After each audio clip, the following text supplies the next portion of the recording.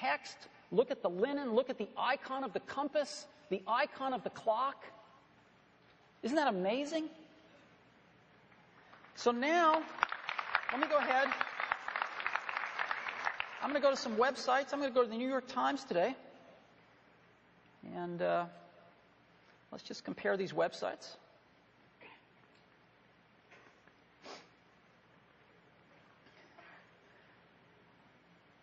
Our networks in here are always unpredictable, so they're a little, I have no idea what we're going to find.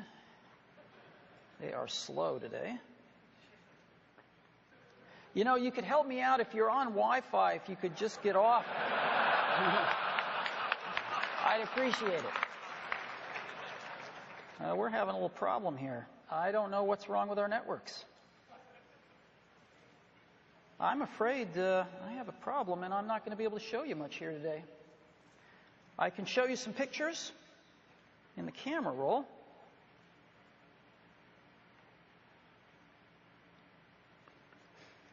Let's just go take a look at some photos here. Take a look at that. Same photos. Pretty different.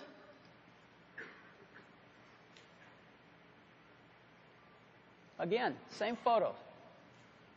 See the difference? You really see it around the eyes, the teeth.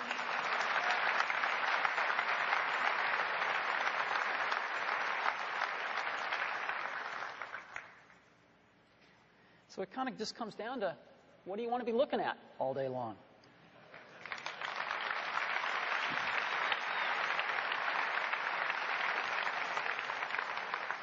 So, the Retina display.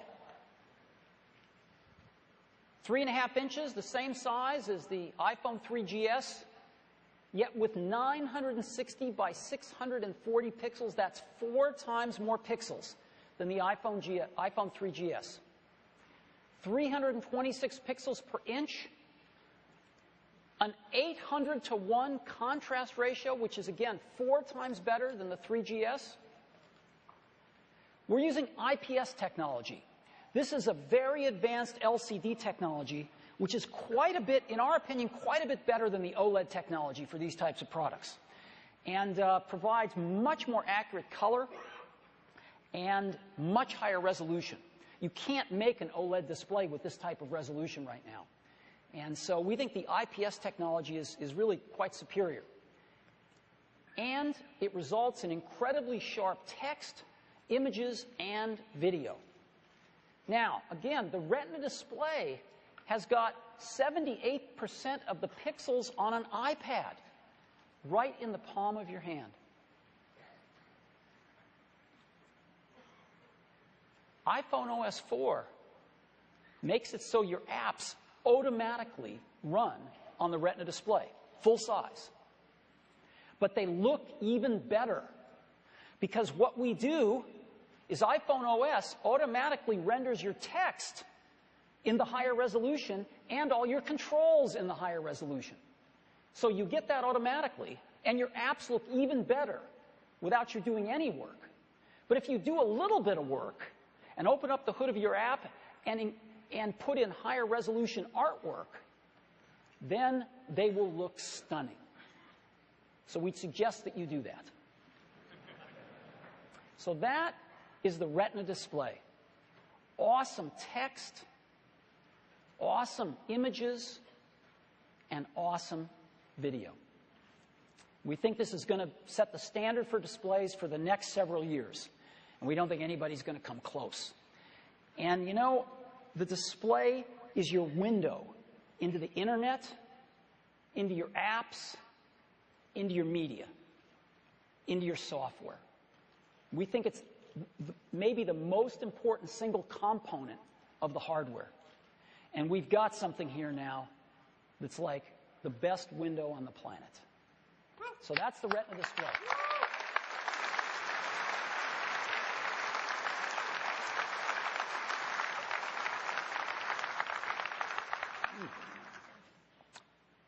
Third up, the iPhone 4 is powered by the A4 chip.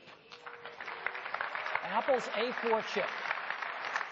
This is a chip designed by our own team They are really good, and this is wonderful to have in an iPhone. Now, let me show it to you. This is the back of the iPhone. You take the back off. First thing you notice is the iPhone 4 is packed to the gills. There's a tremendous amount of functionality in not such a big space. And so you have to kind of hunt to find the A4 chip, but it's right there. And let me just point out some of the other things. There's the micro SIM. We went to the micro SIM because it's smaller. We need the space. The radios, the connectors. You can see that the biggest single component in the phone is the battery. We've been able to make the battery a little bit bigger. And so that's where everything is inside the phone. Now, because we've been able to make the battery a little bit bigger and because the A4 is so good with power management, we've been able to improve the battery life as well. So we have up to 40% more talk time on 3G, from 5 hours to 7 hours now. 6 hours of 3G browsing, 10 hours of Wi-Fi browsing, 10 hours of video, 40 hours of music, and 300 hours of standby. So we're very pleased with this.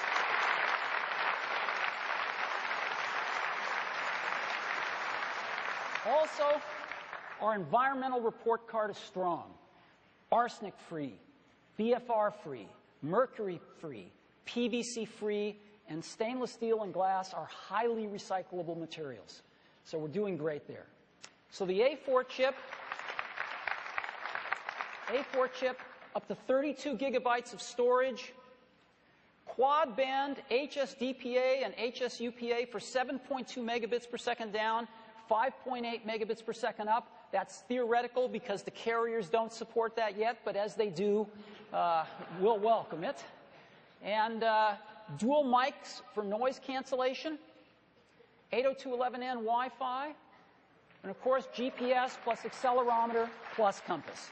So we've got some great hardware in the iPhone 4, in the A4 chip. Number 4, we've got another really cool piece of hardware. Remember when we added the accelerometer and how that opened up a whole new vista of gaming? Well, we're taking it even further with the iPhone 4 because we're adding a gyroscope. So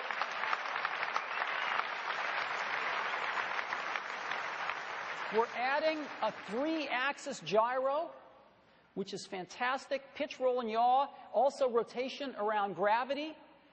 And we've tied the gyro and the accelerometer and even the compass together to provide 6-axis motion sensing. And we've got some new core motion APIs that you can call that give you extremely precise position information. And it's perfect for gaming. And one of the reasons it's perfect is because it's built into every iPhone 4, so you know it's there. So what I'd love to do now is give you a demo of this. And since this demo does not require the network, I should be okay. So this is a little app that we wrote. And this is being run with the accelerometer now. And as you see with the accelerometer, I can tilt it from side to side or backwards and forwards. And, but I can't, it doesn't move when I rotate around gravity. And the positioning is good, but not super precise. So now by tapping the word accelerometer, it's going to change to the gyro. And now I get much more precise movement here. And as you see, it rotates around gravity. So, let me go ahead.